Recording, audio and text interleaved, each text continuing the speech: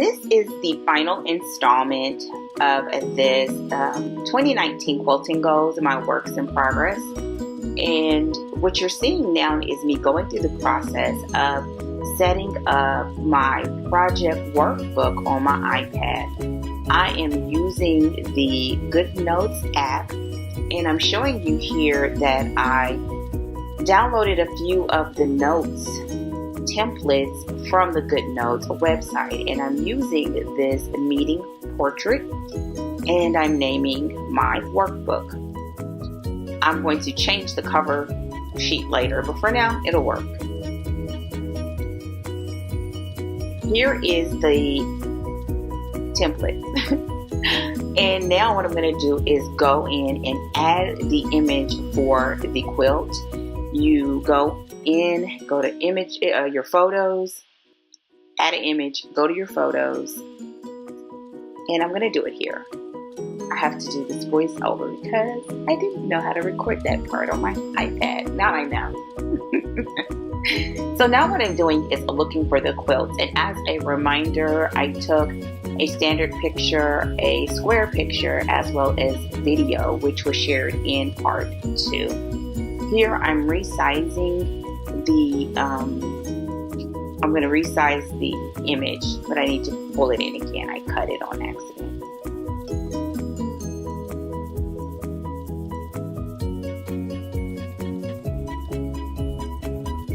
And there we go. The really cool thing about this app is you can always add it and make adjustments to the photos later, but what I want to do is have a picture reference so that I do not have to go to my drawer or to my container to look at the quilt and to figure out what I need to do. So now I'm going to start working on adding the notes, and as I was recording this, I was making it up as I went along.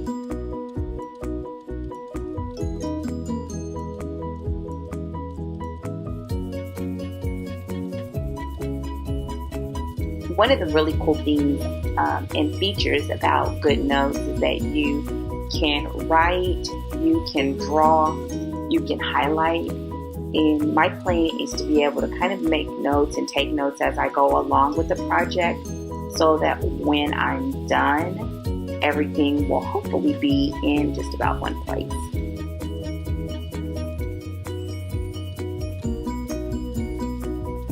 When we went through the process of taking the pictures, we did also measure everything roughly using one of the long construction rulers.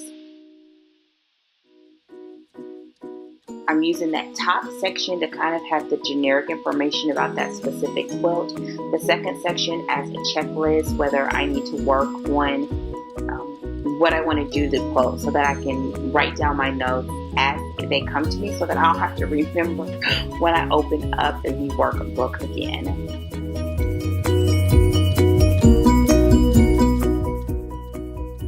One of the things that you just saw is a standard practice that I have since I do use this app often is I use purple to take notes that are my thoughts.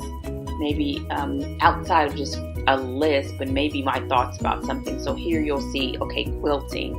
But for this particular quilt, I really wanted to try to mimic the look of a starburst.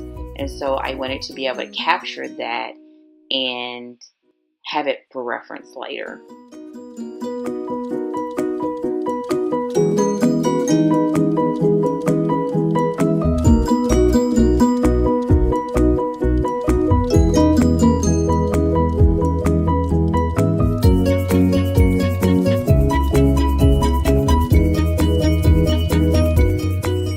Across the top, you see that I am putting the name of the quilt. And here in a few minutes or in a moment, you're going to see just an example of how I can use this app to help me along with the process.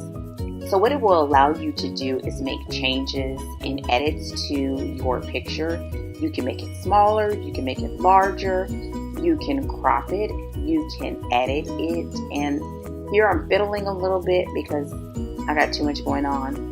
But you're going to see in just a moment. I'll get my act together.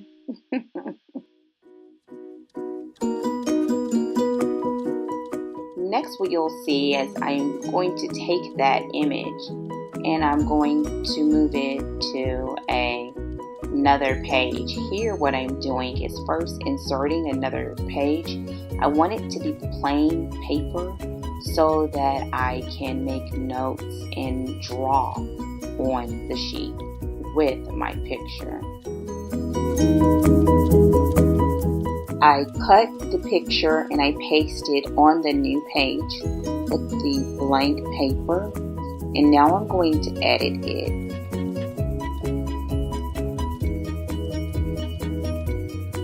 I'm making it larger. I have to adjust and play with whether I want to do it with a pen or a pencil type environment, or if I want to do it with highlighters. One of the downsides of me using such a dark background when I took my picture in the wood floors is that it was hard to see the highlighter. So I went with using the pen. So here what I'm doing is I know that I want to add a border around my quilt. So that's what I'm mimicking here. That I want to do a little black border all the way around. And to help me get a visual, I'm just going to lightly kind of color it in. It doesn't have to be anything fantastic. It can be extremely basic to serve my purpose, so that I get a visual of what I want to do with my quilt.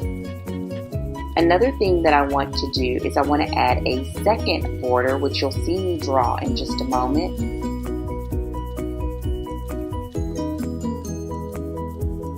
I know that I want the second one, and for the corners, I want to do cornerstones. This is a quilt that's based on the fruit of the Spirit.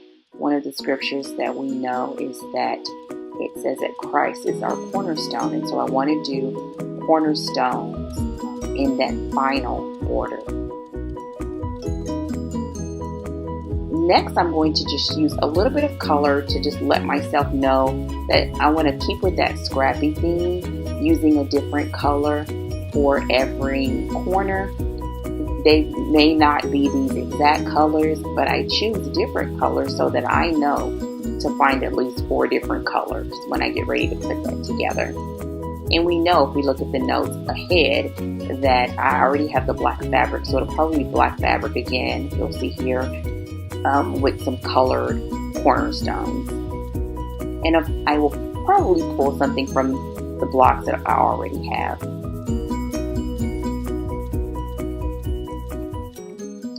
So here, what I'm kind of doing is I'm thinking about how I want to manage those borders as far as the sizing is concerned.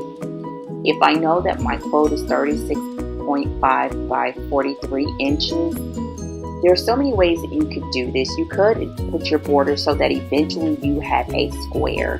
But I like the fact that this quilt is a rectangle.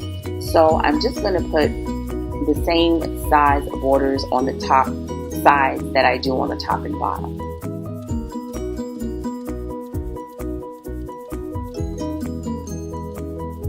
So I'm looking at what I started off with, what I have on there.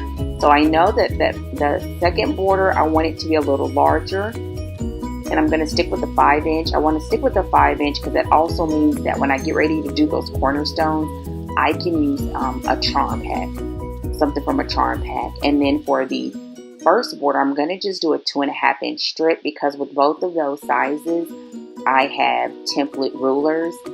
For a moment there, I was playing with if I wanted to do 2 inches, but I actually settled on doing 2.5 because again, I do have template rulers, which means it will make it easy for me to put together a strip piece and do that first border. And I did them based on the cut size, not the finished size.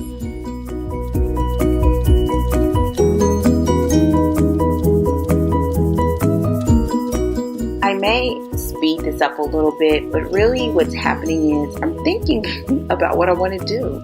And that's one of the reasons why I wanted to use this format, that I can think about it or take notes whenever I feel like it, because I have my iPad with me most of the time, or I can actually make adjustments to the document on my phone. So now what I'm doing here is I'm writing in those measurements, that 2.5-inch first border, that 5-inch second border.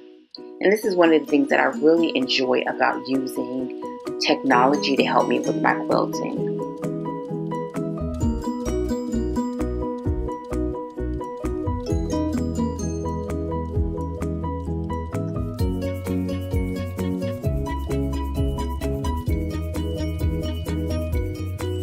Now what you're going to see is once I have all that done, I'm going to go in and add a bookmark based on the name of the quilt. What this will allow me to do is once all of those quilts are entered, I think I have 10 of them. Once they're entered, I can actually go to the specific quilt easily by just going to my bookmarks and tapping on the quilt name, and it'll take me to that project page with the notes. It's the Fruit of the Spirit quilt, or Fruit of the Spirit cross. It's a quilt too. And there you go. I'm sure that this page will be almost full of notes by the time I finish the quilt. But that is how I catalog everything and get it all set up. Now at the bottom is something that I'm going to help myself with when it comes to production. After actually doing the quilt. When do I start it? When did I complete it? Did I record a video for it? Did I make a blog post for it? And eventually you'll see I got to make a little bit of an adjustment to also have the question of did I film? This is, I'm hoping, going to help me stay on track with what I've already recorded and what I haven't, because I have a lot of footage sometimes, but if I don't keep it organized, it becomes a headache to edit, and then I just don't do it. So here's what I'm doing to try and help myself in this upcoming year. As I write this out, another great thing about using technology is once I set this up, I can actually copy and paste this page over and over again and remove the stats that are concerning this quilt and input the stats for the new quilt. So taking the time to get it set up the way that I like helps. Here you see I am just writing date in a different color so that as a prompt to remind myself of what I wanted to fill in the blank there. Now what I'm going to do is go to a clip of the way my document appears after I've inputted all the information from all of the quilt tops that I have at this time. And then you'll see how I go from this one document or this one quilt being inputted to the others. I won't be putting in the actual image in the changes I want to actually do to the quilt, but you will see all of the items in place. And so here we go to the next section. And you'll see here are all of the other quilts inputted.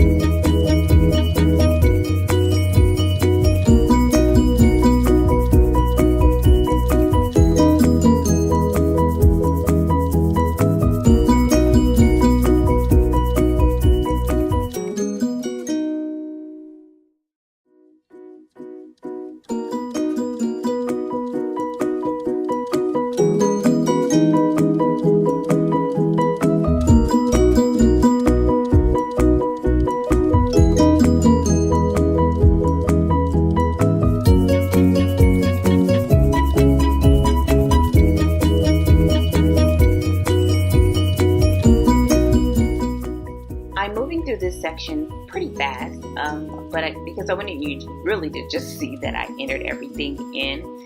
But if you want to see the quilts a little bit slower, check out video 2 in this little mini series.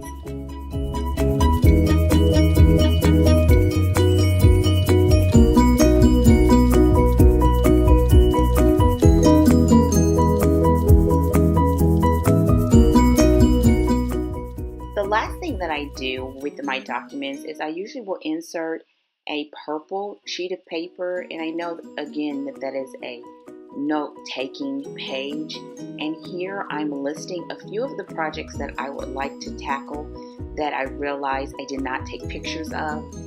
There are 2 panels that I bought a few years ago that I want to chop them up a little bit and turn them into whole quilts.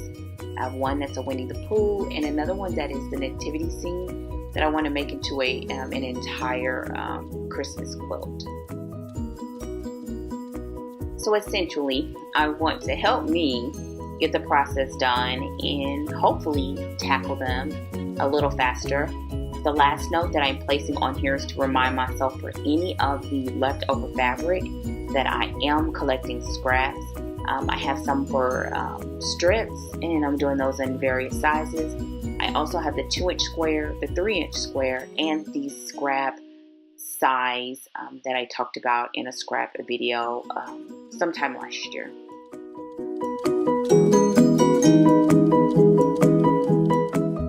I wanted to jump back in and just really talk with y'all for a second. I hope that you have enjoyed this mini-series. This video is a little more technical, but I wanted to share it because this is one of the ways that I'm utilizing technology to help me with my quilting. It is something that I do on a regular basis, and it helps me to get organized. One of the things that I love most of all is that I can work on projects without being in front of the project to make progress. And that's important because sometimes it just takes planning, especially when you don't follow the directions. And I don't always follow the directions. And I meant to say pardon the glare. So I can put everything there when it's time for me to sit down and work on my project. All I have to do is pull up my notes and then I can start working. It also reminds me of things that I want to do, just in case I forget and I start working and it slips my mind. So it's just easier to execute than try to remember if I'm remembering what I'm supposed to do.